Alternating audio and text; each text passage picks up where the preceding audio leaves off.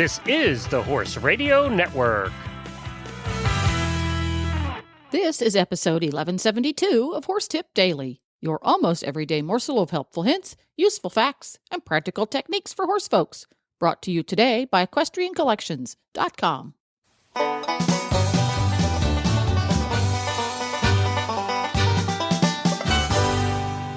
Greetings, horse people. Coach Jen here, and thanks for tuning in to Horse Tip Daily. Today, we have a great tip from the Eventing Radio Show's Martin Collins Weekly Trainer Tip segment by Doug Payne, author of the Riding Horse Repair Manual. Eventing Radio Show co-host Samantha Clark asks Doug to answer a listener question about hill work. And after that, I'll toss in my 2 cents. But before we get to today's tip, an important message from EquestrianCollections.com. Hi, Glenn here from the Horse Radio Network, and I am with Debbie from Equestrian Collections with Equestrian Collections Product of the Week. This week, I'm going to be featuring the MDC Super Sport Stirrup. They actually come in 2 styles, but basically the thing that sets these apart are the footbed. A lot of your listeners, I'm sure, are familiar with the MDC stirrup line because they're really top-of-the-line stirrups. They're the ones that have the little turny thing at the top where you can put your feet at any angle for comfort and to make your feet more correct in the stirrup.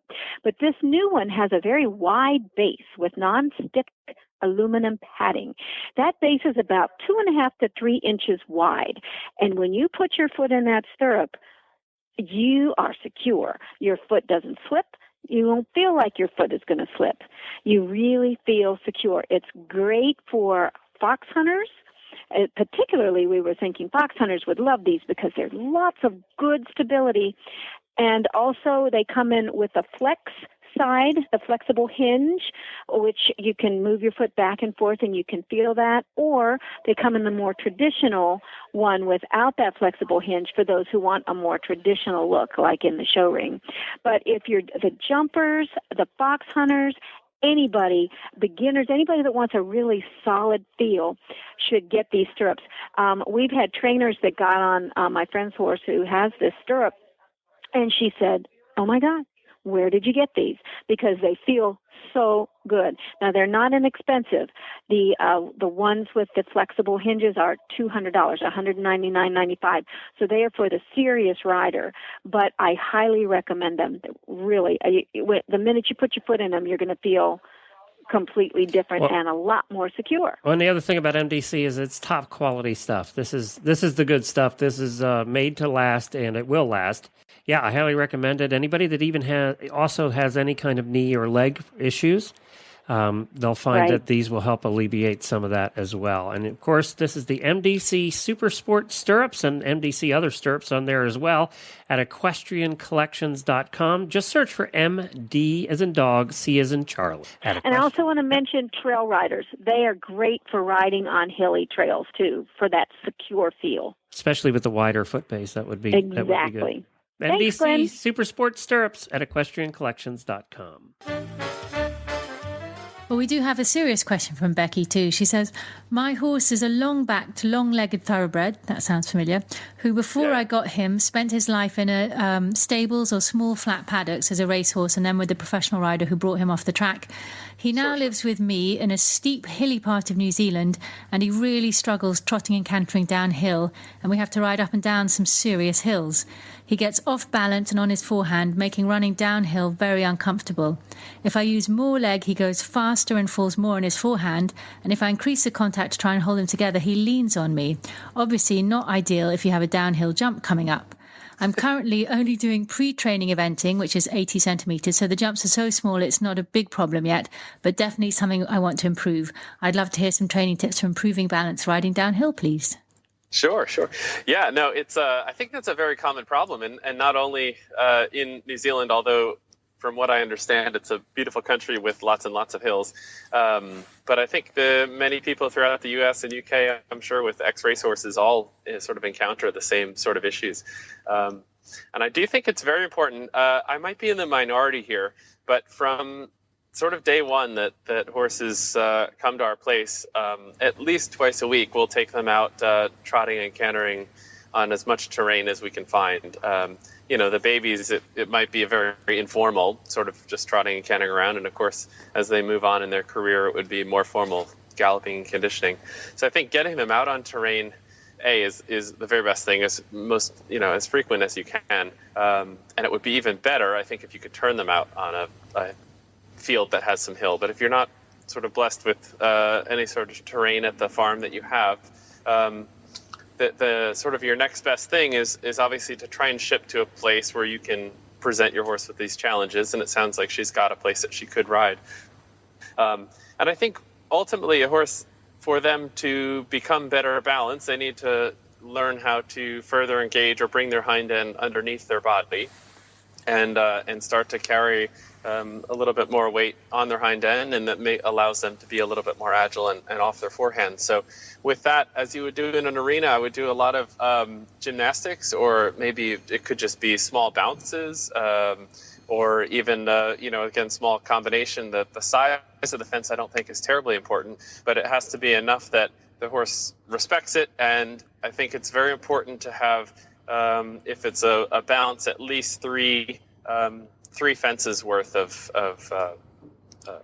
sort of in the line. I think if you have a bounce just comprised of two fences, the horse can sort of falling forward on their forehand still get through it. But by the time there's a third or fourth or fifth, certainly, it's very, very difficult for them to just sort of continuously fall through it. They have to learn then to start to rock back. So I would do my best to find a gentle slope at first, set up your gymnastic lines on it, and then obviously as they go on, as they progress, you can go taller and on a more steep slope.